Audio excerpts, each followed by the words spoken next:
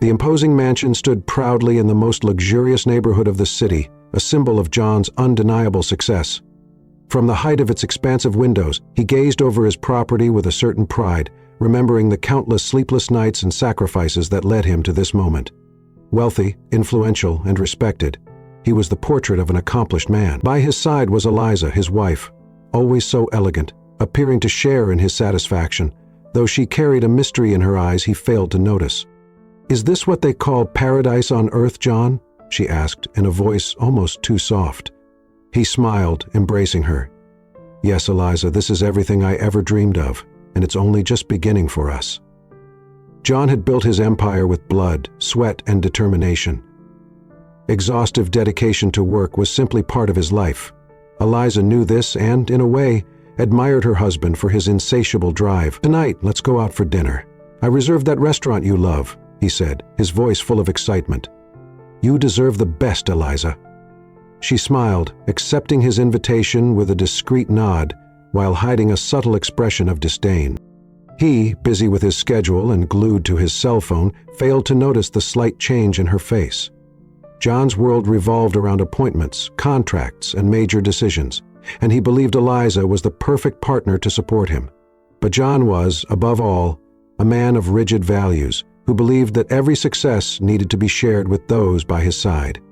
"All of this is for us, for our future, Eliza. I want you always to feel secure, surrounded by the best of everything," he said, watching her adjust a pearl necklace in the mirror. "I know, John. I'm very lucky to be by your side," she replied, slightly enigmatic as she turned to face him, hiding any trace of dissatisfaction. He smiled, convinced that what he had built was solid and true. To him, the life he created was the best it could be. For John, it was just another one of Eliza's frequent nights out where she claimed she was going to the movies. He didn't suspect a thing, focused as he was on his business and responsibilities. "Enjoy the movie, dear," he'd say, pleased to see his wife taking a bit of time for herself. But the reality was different.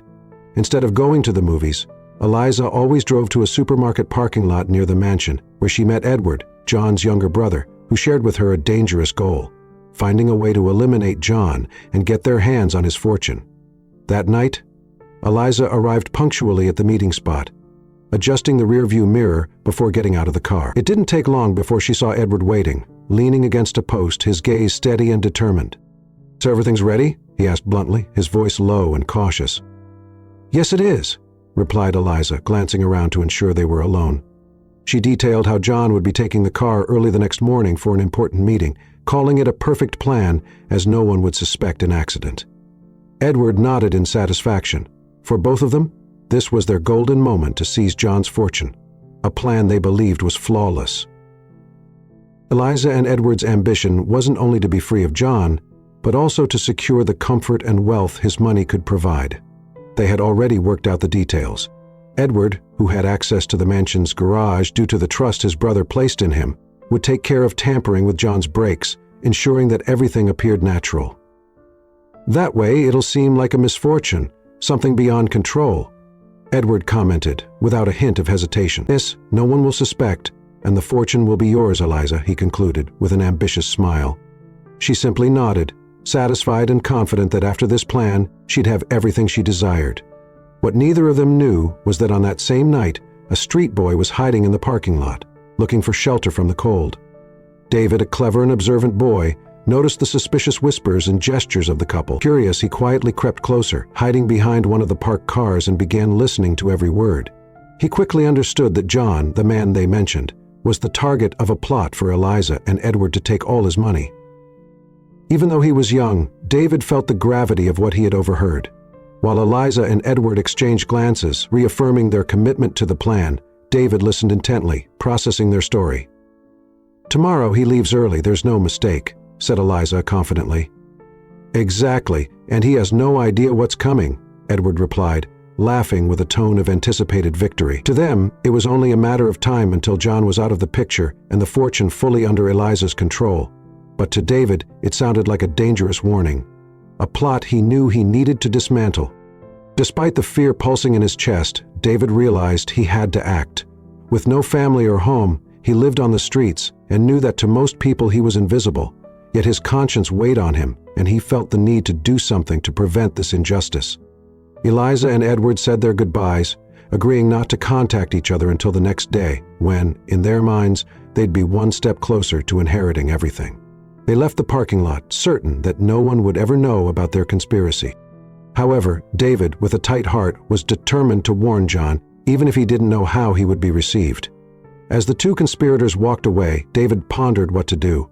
He didn't know John, but he knew that man was in danger and would lose everything due to the greed of these two.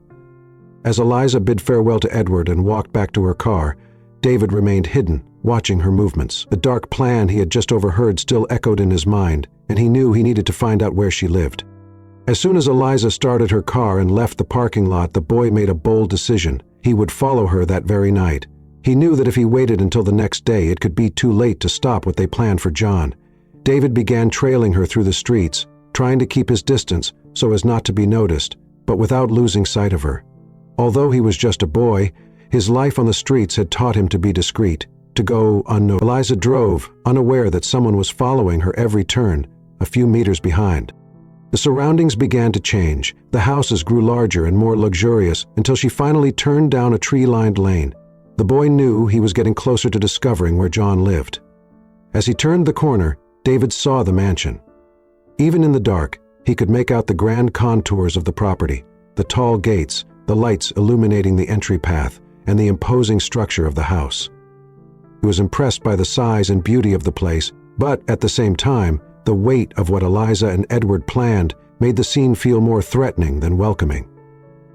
Eliza entered the gates without hesitation, and David watched as she disappeared, leaving the boy there, hidden in the shadows of the trees, concealed by the night. David moved a bit closer, taking in the house where the man in danger lived. He felt a mix of urgency and fear, knowing he would have to tell him everything he had overheard.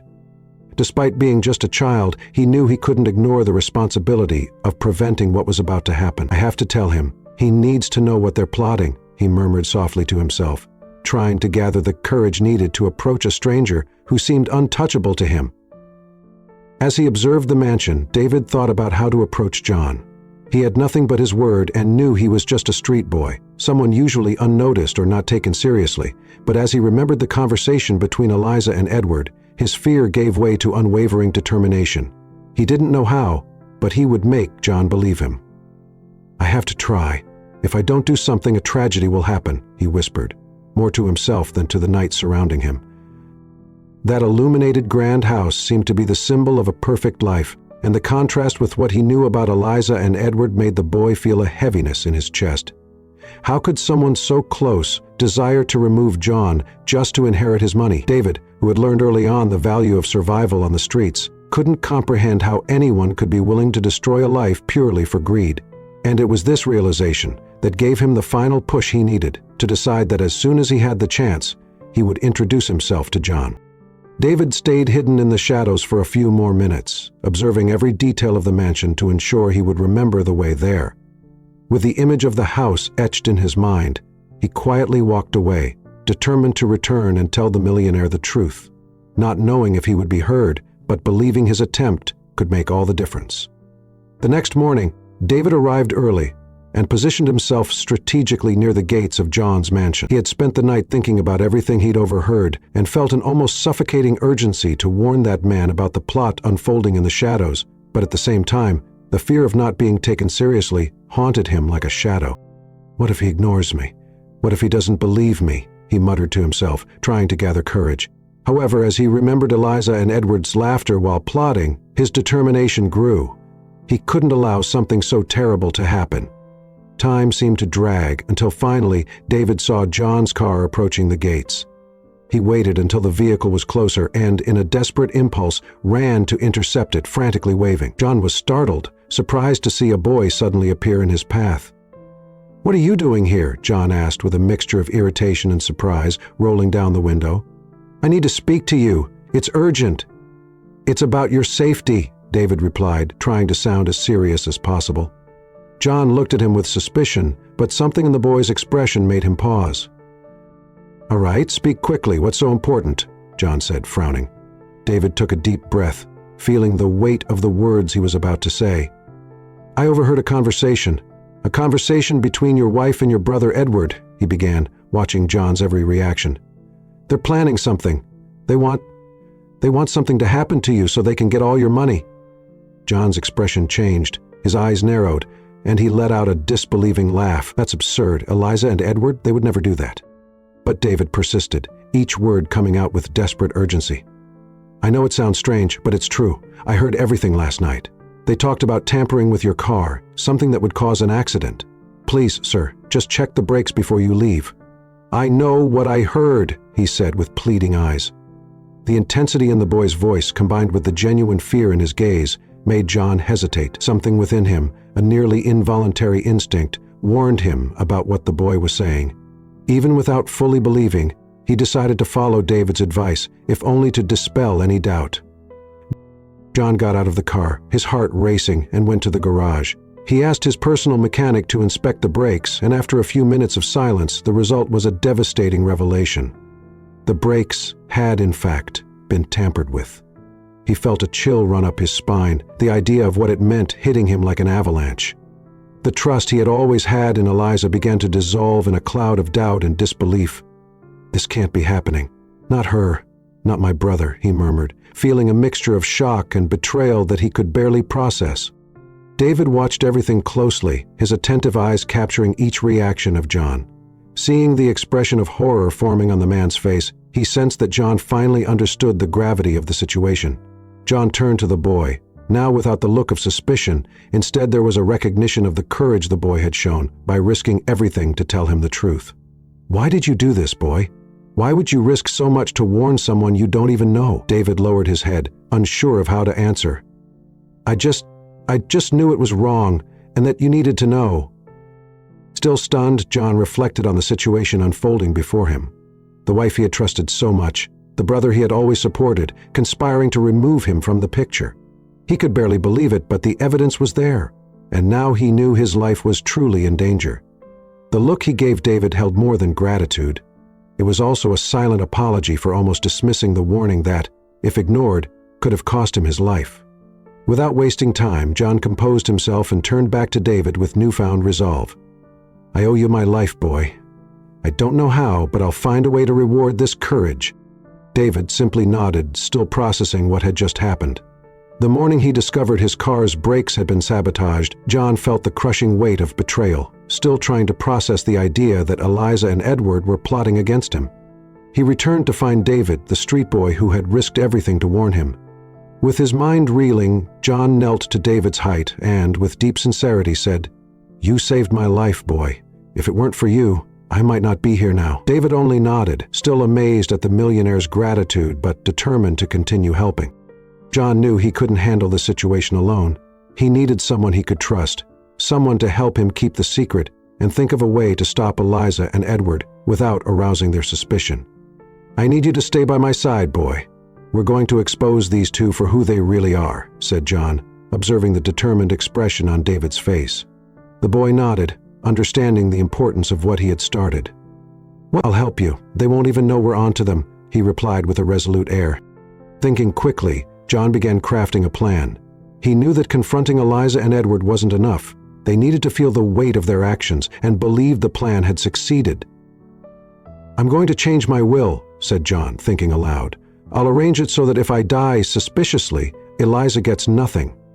David listened intently, realizing this would block any chance for Eliza and Edward to profit from their plot. "So even if they go through with it, they won't gain anything?" asked the boy, a spark of understanding in his eyes. John nodded, pleased to see that the boy understood. As he explained the plan to David, John realized the impressive courage and loyalty of the street boy. Despite all he had been through, David displayed a mature sense of justice that impressed him. "From now on, we act together. I'll make sure you never have to worry about anything again, and you in return will be my eyes and ears," said John firmly. David, moved by being treated as someone John fully trusted, nodded, determined to be part of the plan until the end. To prevent Eliza and Edward from suspecting anything, John knew they needed an additional step. After a moment of reflection, he looked at David and said, "Besides changing the will, we're going to do something more. I'll stage an accident. They need to believe they succeeded, that their plan worked." David's eyes widened in surprise, but soon a smile of understanding appeared on his face.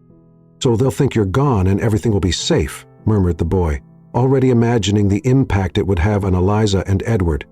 John agreed, noting David's growing confidence. "Exactly. With that, they'll think everything went as planned, and when they're confident, we'll reveal everything," John concluded, satisfied. The boy nodded, more certain than ever that he was on the right side. The decisive night arrived, and John and David were ready to execute the plan they had been perfecting. Before heading to the road, John stopped at a predetermined spot and picked up David, who was waiting anxiously. The boy entered the car and exchanged a determined look with John. "It's time, kid. We need everything to look real, so they'll believe it completely," John said, gripping the wheel tightly. David nodded seriously. "I'm with you, Mr. John. Let's do this," he replied, his voice filled with courage and determination. John drove calmly to a deserted road where they had planned to stage the accident. Earlier, he had told Eliza he would spend a few days at the country house to relax. Eliza, satisfied, said goodbye with a subtle smile. "Take care, dear, and enjoy the rest," she said, believing the end was near and that she would finally get what she desired. John, keeping a neutral expression, hid what he knew and set off, taking David with him to the point where they would take the next step of the plan. David. When they arrived at the isolated area, John and David got out of the car and began preparing the scene. The boy observed everything closely, ensuring no detail was left that might reveal it was all a ruse. He searched the car's interior to make sure there were no belongings of John's that could identify him. "Everything's clear here, sir," said David with a firmness that impressed John. "Perfect," he replied, pleased with the boy's precision. The next step was the most delicate. John prepared the device that would trigger the fire, transforming the car into a pile of metal and ash, something no one would question. He and David retreated to a safe distance, and then John activated the device. Flames quickly engulfed the car, illuminating the dark sky with an intense, destructive glow. David watched, both fascinated and apprehensive, as the fire consumed the vehicle until nothing remained but an unrecognizable structure. To anyone who saw the scene, it would appear as the tragic end of a man on a deserted road. The next morning, news of the accident spread quickly. The charred car had been found, and everyone believed John was dead. Eliza received the news with a carefully calculated expression of shock, but her gaze reflected relief. "He really isn't here anymore," she murmured to Edward later as they spoke privately. Edward, unable to hide his grin of satisfaction, replied, "Now we just wait for the inheritance. Everything we wanted is within our reach." Eliza, pretending to be a grieving widow, began to play the role of the inconsolable wife, receiving condolences with a restrained look. To everyone, she was a woman in deep mourning, but in moments of solitude, she was already planning her new future with Edward. The two, believing that everything had gone as expected, felt increasingly secure and confident that John's fortune was within their grasp. Meanwhile, David, who had helped with every detail of the staging, continued to monitor the two, remaining discreet at all times. He observed how Eliza and Edward exchanged satisfied glances and kept discussing details about accessing the inheritance. With every step of the couple in mind, David reported everything to John, who was now safe in his hiding place.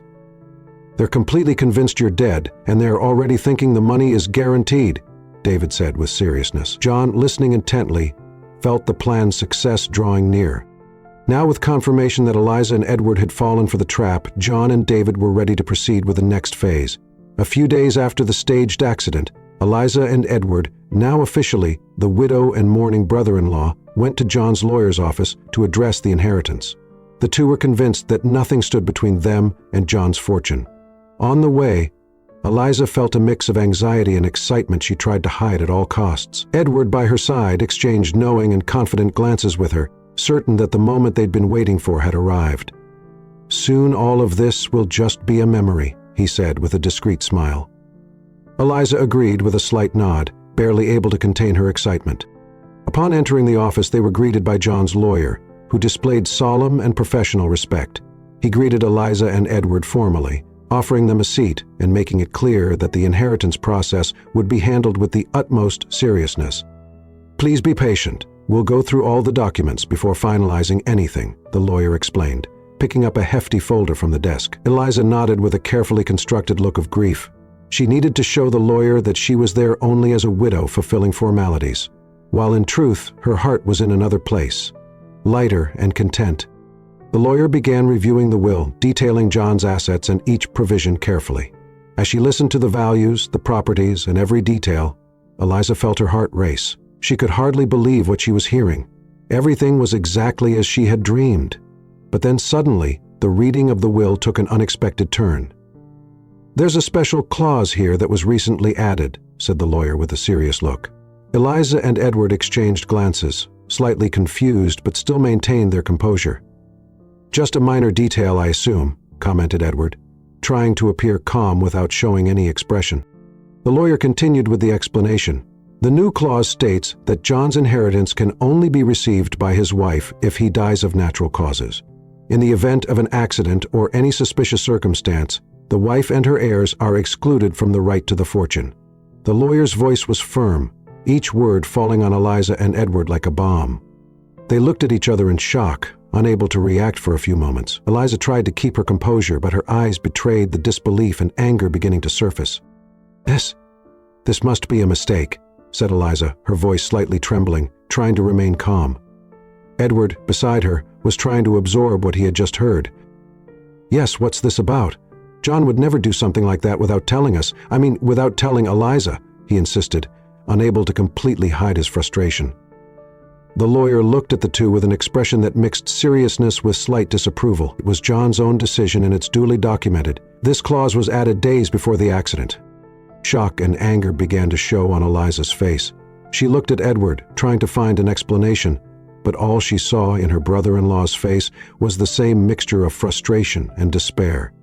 Edward shook his head, as if trying to deny what he had heard, while Eliza, now unable to contain her anger, slammed her hands on the desk. "This is unacceptable. He did this on purpose," she exclaimed, the mask of the grieving widow gradually crumbling. The lawyer observed her reaction closely, the coldness in his eyes suggesting that something was out of the ordinary. It was then that an unexpected presence entered the room. John, alive and well, accompanied by David, appeared at the office door. The sight of the man they believed they had removed from the picture made Eliza and Edward freeze, shock overtaking their faces.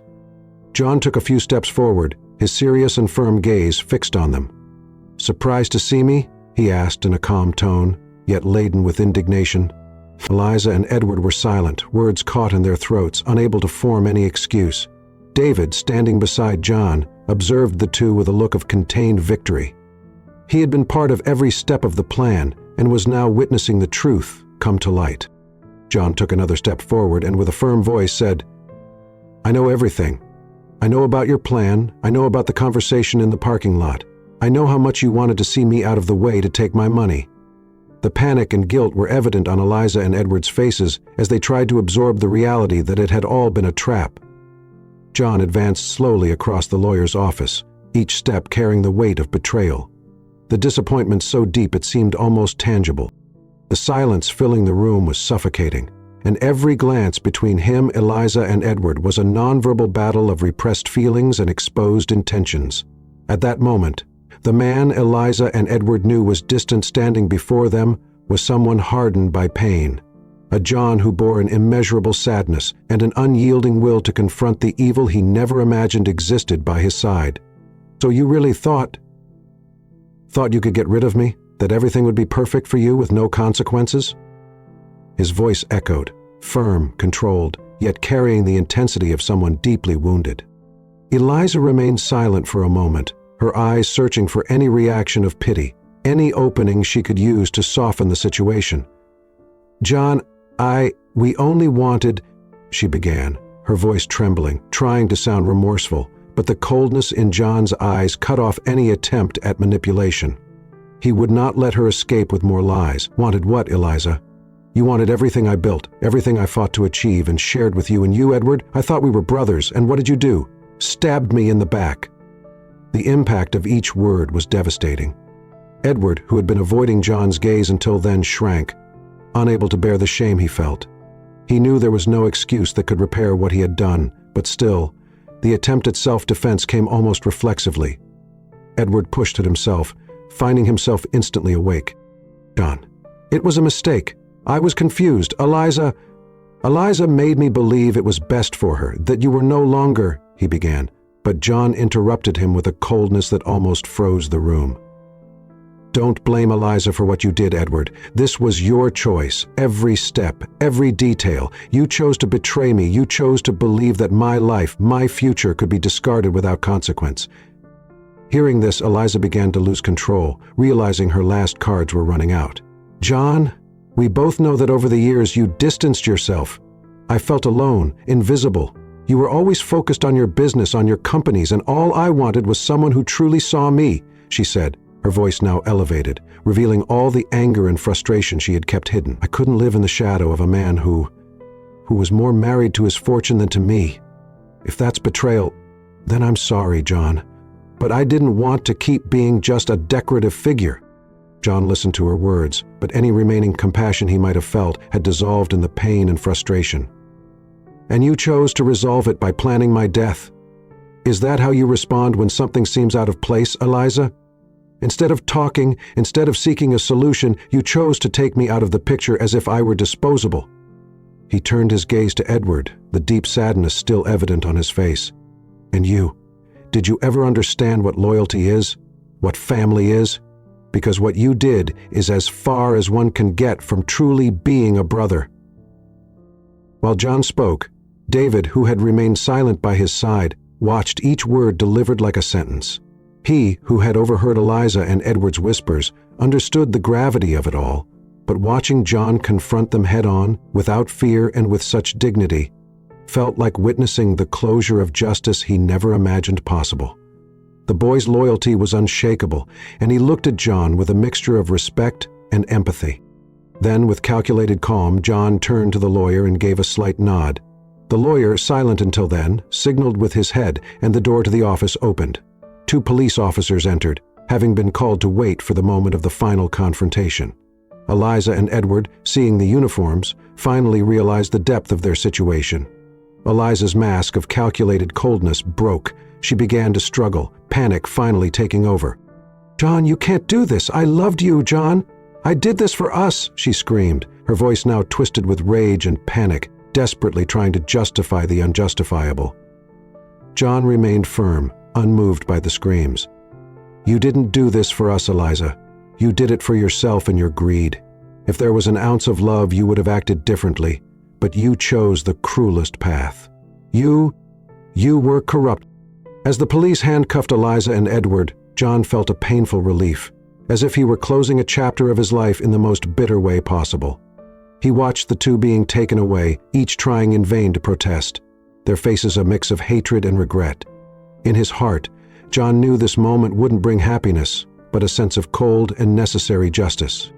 David, still by his side, watched the outcome with a look of quiet satisfaction. He knew that thanks to his intervention, a bitter truth had come to light, and that the man beside him now had a secure future.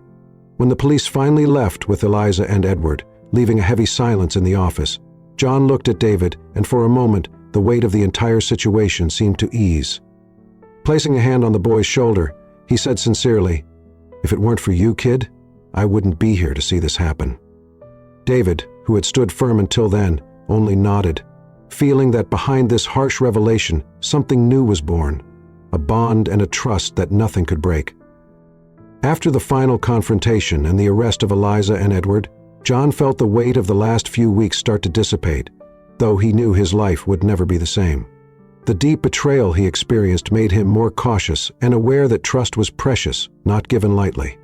Sitting in his office, he thought about the life he would now have to rebuild, and as he looked to his side, he saw David, the street boy who had become his ally and, more than that, his salvation. John knew that this boy deserved a better future, far from the dangers and uncertainties of the streets. John called David to sit beside him, looking at him with an admiration the boy still didn't fully understand. "You gave me something no one else did, David," said John sincerely. "Your loyalty saved me, and I'll never forget it." David, still shy, looked down, trying to contain his emotions. He knew he had done the right thing, but hadn't expected recognition. "I just did what I thought was right, Mr. John. I couldn't let them do that to you," he replied, his voice almost a whisper. John smiled, feeling a different warmth in his chest. He knew there was something special in this boy, and that their futures were now intertwined in an unexpected way. Then, with a determination that had been maturing over the last few days, he made a decision that would change David's life forever. "I want you to be part of my family, David. I'll take care of you, help you build a future, and more than that, I'll teach you everything I know so you can grow safely and have the opportunities you deserve," he announced with a firmness that made the boy's eyes shine with hope. John's will, which had recently been updated to prevent Eliza from inheriting his fortune, was revised once more, this time with an important addition. David would be the main heir, and John would do everything to ensure he was prepared to take care of the empire he had built with such effort. The lawyer reviewed the papers, while John explained each detail of the new decision to David. "This means that in the future you'll be in charge of everything, but for that we'll work together, learn everything necessary so you can become a wise and just leader." The news made the boy feel a mix of pride and surprise. David, who had grown up without family or structure, could hardly believe what he was hearing. He tried to hold back tears, but his eyes betrayed his emotions, and John, sensing the impact of the news, placed a firm hand on his shoulder. "You deserve it, David, and I'll be by your side every step of the way, so you never have to go through the hardships you've faced until now." At that moment, something profound was sealed between them, a bond that transcended words. David knew that alongside John, he would have a bright future, but also felt the responsibility that came with this trust. He silently vowed to honor everything he was receiving and to become a man of value, just as John believed he could be. From that day forward, they would work together, not only as mentor and apprentice, but as a true family, building a future full of possibilities. With the end of the intrigues and the promise of a shared future, John and David embarked on a new phase of their lives. For both, it was a rebirth.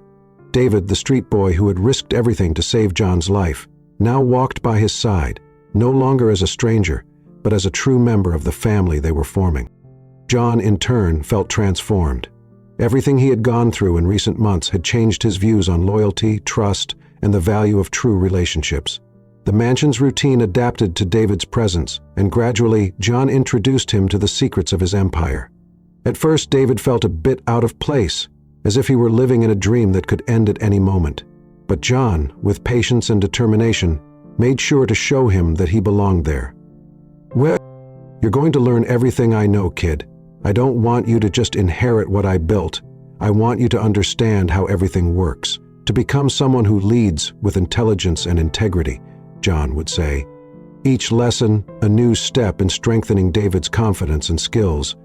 Day by day, John taught David not only the practical aspects of business, but also the importance of solid values. Respect, responsibility, and honesty are what sustain true leadership. "If you carry this with you, you'll be someone who makes a difference," he taught, while David absorbed every word, longing with all his heart to become the kind of man John believed he could be. Gradually, the boy's admiration for his mentor turned into a deep desire to become worthy of the trust placed in him. John also felt a renewal in his heart. Each day spent with David revealed a new joy, a purpose beyond business success. Watching the boy grow, learn, and transform made him realize that life wasn't just about accumulating wealth, but leaving a legacy that truly mattered. "You're my family now, David, and family means support, trust, and always being there," he said one day, watching the boy struggle to overcome the challenges that training brought. This feeling gave John a new reason to live, something he never expected to find. They shared moments that went far beyond business. Quiet dinners, conversations about life, plans, and laughter that filled the mansion with an energy that had long been absent. For David, this experience was like a new life, a chance for redemption and growth. And beside John, he finally found a home, something he had always been denied. Gradually, he gained confidence, exploring the potential John saw in him, feeling stronger and more capable each day. As time passed, the bond between John and David solidified, and the two formed a true partnership, father and son, mentor and apprentice. And, even with the challenges ahead, both knew they would face everything together with the unshakable loyalty they had built. In the mansion, the cold, distant silence had been replaced by something warmer and more alive, a new energy built on mutual trust and respect. It was the beginning of a story of overcoming, friendship, and hope. John and David, united by a dark past, now moved toward a bright future. The story of John and David shows us that loyalty and trust are the greatest treasures. John, a man betrayed by those he loved most, found a true ally in the unlikely David, a street boy who risked everything to save him. Together, they teach us that family is not always those who share our blood, but those who choose to stand by us in the most challenging times. If you were moved by this story and want to follow other reflections like this, subscribe to the channel, like the video, and turn on notifications so you don't miss future content.